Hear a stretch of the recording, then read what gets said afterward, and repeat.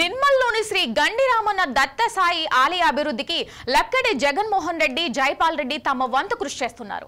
తమ శక్తి మేరకు ఆలయాన్ని అద్భుతంగా తీర్చిదిద్దుతూ వస్తున్నారు. ఈ క్రమంలో బాబాపై భక్తితో ఆకట్టుకునేలా 20 లక్షలు వెచ్చించి బంగారు వన్న తాపడాన్ని చేయించారు. గురు పౌర్ణమి పర్వదినాన్ని పురస్కరించుకుని బంగారు తాపడాన్ని జిల్లా న్యాయమూర్తి కన్నకుమార్ చేతుల మీదుగా ఆలయానికి కానుకగా అందజేశారు.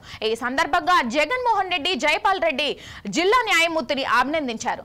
అనంతరం దత్తసాయి ఆలయ ప్రాంగణంలో ప్రత్యేక పూజలు నిర్వహించారు. ఈ కార్యక్రమంలో ఆలయ ఏవో రమేష్, డాక్టర్ ప్రవీణ్, నందు లింగారెడ్డి, నారాయణ రెడ్డి, పూదారి నరహరి తదితరులు పాల్గొన్నారు.